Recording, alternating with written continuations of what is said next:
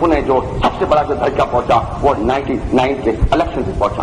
اب وہ سمجھ چکے ہیں کہ یہ اس شکست سے یہ میرے بہبود میں آخری چیز ثابت ہوگا. اس دن سے یہ اپنے ہوش حواس بھی کھو بیٹھے. لیکن میں ان کو دعوت دیتا ہوں, میں کہتا ہوں میاں صاحب صبح کا بھولا ہوا شام کھا رہا ہے, کوئی بھولا نہیں ہے. جاؤ جا کے پرائم منسٹر سے جا کے بات کرو, اس سے ملاقات کرو کہ میں ایز اے چیف منسٹر آپ کے پاس آیا ہوں. اسے مانو وہ ملک کی پرائم منسٹر ہے, اس کو تسلیم کرو, پروٹوکال دو, ڈسپلن کا مظاہرہ کرو. میں تمہیں یہ کہنا چاہتا ہوں, میں اس طرح اس سے بات کروں گا جیسے کہتے ہیں, کیونکہ حالات تک کے ختم کرنے کی بات کر رہا ہوں. مختصر سی زندگی کم ہے محبتوں کے لیے, وقت کہاں سے لاتے ہیں لوگ نفسوں کے لیے. جناب والا, میری یہی سجیشن ہے, اگر میاں صاحب آپ اپنی ہر زمین پہ قائم رہے, آپ اس ایسے حالات پیدا کرتے رہے, اگر آپ نے افراتفری کا عالم پیدا کیا, آپ خود سے غیر حاضر رہے, آپ بجائے پنجاب کے لوگوں کی خدمت کرنے کی, آپ تو کہتے ہیں کہ میں پنجاب کا لیڈر ہوں. آپ پنجاب کا لیڈر بننے کے لیے بڑے بحران سے گزرنا پڑتا ہے. پنجاب کا مزاج کچھ بہادروں کا مزاج ہے.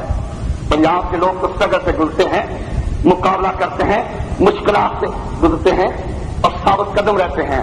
وہ افواہ انہیں اقتدار پہ بھی جانا پڑے تو دشمن کے سامنے وہ ہتھیار نہیں پھینکتے ہیں. میاں صاحب پنجاب کا لیڈر بننے کے لیے بڑی بردباری کی ضرورت ہے, بڑی بہادری کی ضرورت ہے, بڑے دل گردی کی ضرورت ہے, تکلیفیں اٹھانے کی شکت کی ضرورت ہے. میاں صاحب آپ کے حادثات کی پیداوار ہیں, آپ کے مارشلات کی پیداوار ہیں. آپ کہاں پنجاب اور کہاں آپ. اگر آپ نے اتنا کل ہوتا, میں مخاطب ہوں تمہارے ان ایڈوائزروں سے جو تمہیں مشورہ دیتے ہیں کہ تم ڈائریکٹ جو ہے وہ پرائم منسٹر سے وفاق سے ٹکراؤ, تمہاری اسی میں اہمیت ہے. میاں صاحب غلط فہمی میں نہ ہو, ہوش کرو. میں نے اس وقت اس ڈکٹیٹر کو 88 میں میری پریس کانفرنس موجود ہے, میں نے اس وقت بھی کہا تھا کہ 88 کا سال الیکشن کا سال ہوگا. اس وقت وہ غاصب مکمل طور پر مسلط تھا, لیکن میری اسسمنٹ تھی, میری پریڈکشن تھی, میں پولیٹیکل ورکر تھا. میں جانتا تھا میاں صاحب آج بھی میں تمہیں خبردار کر رہا ہوں, تمہارے دن بیت چکے ہیں, تم کمزور نکل کے پہنچ چکے ہو. اب بھی وقت ہے مانون ہوش مند باشعور ایڈوائزروں کو جو صحیح تمہیں مشورہ دیں, اور مشورہ اسی میں تمہیں دینا چاہتے ہیں اس ملک کو تباہی کے راستے پہ نہ لے جاؤ. ورنہ یہ کبھی نہ سوچنا اگر اس ملک کو نقصان ہوگا, اس ملک میں افراتفری ہوگی, کوئی ایسے حالات پیدا ہوں گے جس ملک میں کوئی نیا سسٹم آئے گا, کوئی نیا نظام آئے گا, کوئی نئے لوگ آئیں گے, تو اس سے جمہوریت کو تو نقصان یقیناً ہوگا, ملک کا نقصان یقیناً ہوگا. لیکن میاں صاحب آپ کو کوئی تکلیف نہیں ملے گی, آپ کی بھول ہے, آپ غلط فہمی میں ہیں.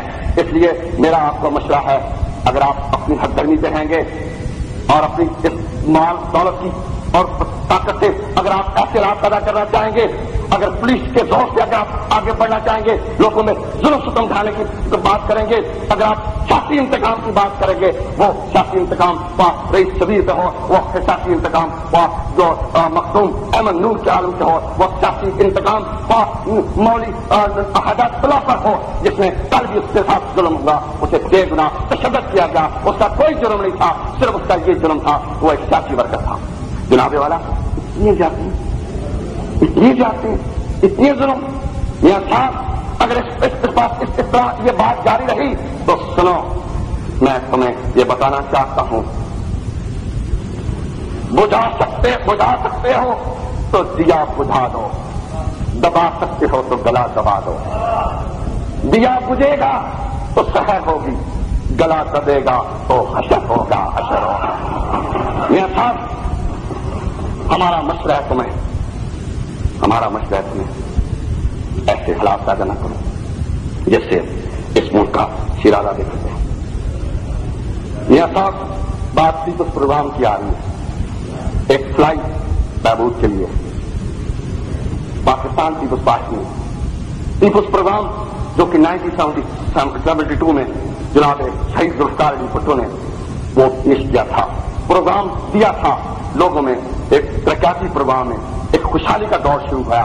جہاں اسکول نہیں تھے وہاں اسکول دیے گئے, جہاں سڑک نہیں تھی وہاں سڑک دی گئی تھی, جہاں اسپتال نہیں تھے وہاں اسپتال دیے تھے. وہی چیز آج پیپلز پروگرام کے تحت اس کی بیٹی نے یہ پیپلز پروگرام پیش کیا.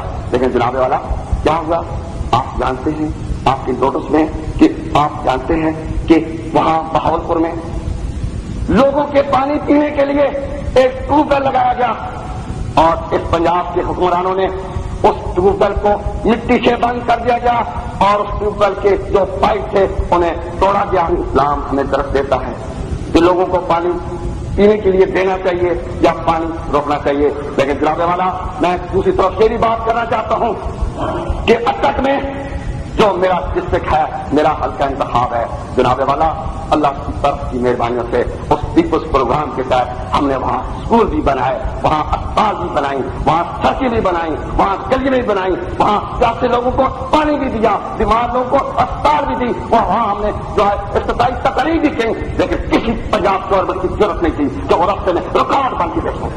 آج بھی میں پھر کہنا چاہتا ہوں, میں خبردار کرنا چاہتا ہوں کہ میں اٹک کے مقام پر, کیونکہ میرا ڈسٹرکٹ اٹک ہے, میں پیپلز پروگرام کو جاری رکھوں گا, جاری اور ساری رکھوں گا, اور ان لوگوں کی پسماندگی کو دور کرنے کے لیے کوئی کسر نہیں اٹھاؤں گا اور میرے راستے میں کوئی رکاوٹ بننے کی کوشش کرے گا. تو جناب آپ جانتے ہیں ہم ان ٹیک اور تبوں سے لڑے ہیں, یہ جگل چوک میں لڑے ہیں, ہر گلی کچھ میں لڑے ہیں, جمہوریت کی بحالی کی لڑے ہیں, ایک ملک کی بقا کے لیے لڑے ہیں. تو یہ ہمارا کیا وباگ ہے؟ میری ہمت سمجھ, میری گزارش ہے ان کو سبق دو, ان کو درس دو, ان کو احساس دلاؤ.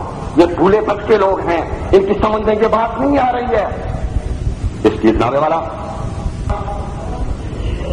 اس میں میری گزارش ہوگی, میری جو رائے ہوگی وہ یہی ہے کہ اس میں ان حالات میں جہاں تک لسانی مسئلے کا تعلق ہے, ایسے حالات جس ملک میں رونما ہو رہے ہوں, ایسا حالات جس میں افراتفری ہو, صوبائی تحسب ہو, اس وقت پوری قوم کو یکجان ہونا چاہیے. ان طاقتوں کا مقابلہ کرنے کے لیے ہمیں اکٹھا ہونا چاہیے. اور اس سلسلے میں میں سمجھتا ہوں یہ تب بھی یہ بات بن سکتی ہے جب کسی پارٹی کے پاس, کسی گھڑے کے پاس کوئی پروگرام ہو, اس کا کوئی اورینٹیشن ہو, اس کی کوئی آئیڈیالوجی ہو, وہ کسی کاز کے ساتھ کمیٹڈ ہو, لوگوں کے ساتھ کمیٹڈ ہو, اس کا کوئی پروگرام ہو, اس کا کوئی سوچ ہو. لیکن جناب والا ادھر طرف معاملہ ہی کچھ اور ہے. یہ سوچ ہی دیکھتے ہیں صرف اپنے ذاتی مفادات کے لیے ایڈہاک سلسلہ چل رہا ہے.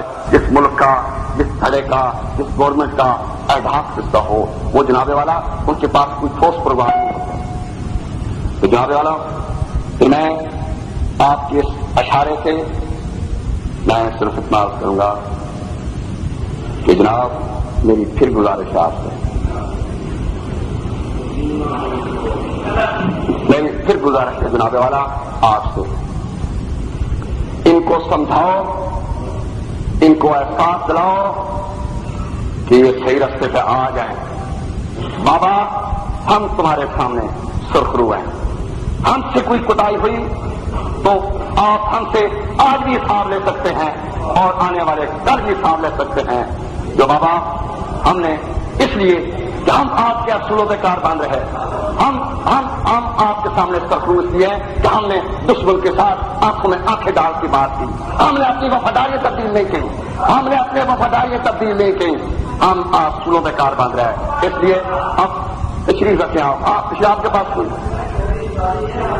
نہیں, مجھے پریس گیلری کی نہیں پرواہ ہے, میرا پریس گیلری میں ایک ہی بندہ ہے تو وہ بھی کافی ہے. ہم پریس گیلری کی بات نہیں کرتے, ہم بات کرتے ہیں, سیدھی بات کرتے ہیں جناب والا.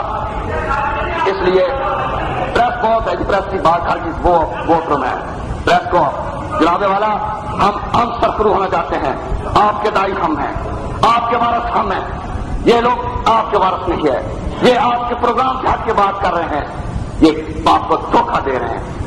ان کے سامنے کوئی نظریہ نہیں ہے, ان کی کوئی سوچ نہیں ہے, یہ وفادار نہیں ہے, یہ صرف اپنے مال دولت کے لیے وفادار ہے. ان کے وفادار صرف ذاتی وفادار ہیں. ہم نے سب کچھ قربان کیا, تختار تک پہنچے, ہمارے لیڈر تختار تک پہنچ کے اپنی جان کا قربانہ دیا, لیکن اپنے آپ کو اصولوں کے سامنے ان کا سودا نہیں کیا, دشمن کے سامنے ہتھیار نہیں پھینکے. اس لیے جناب والا یہ پارٹی, یہ لوگ بہادر لوگ ہیں, معصوم لوگ ہیں. ہم دعوت دیتے ہیں, ہم مشورہ دیتے ہیں ان کو کہ یہ راہ راست سے آئیں اور پورے بچے جو ہیں یہ سیدھے ہو جائیں. تو جناب والا میں اسی سے آپ کا شکریہ ادا کرتا ہوں. بہت بہت شکریہ. خدا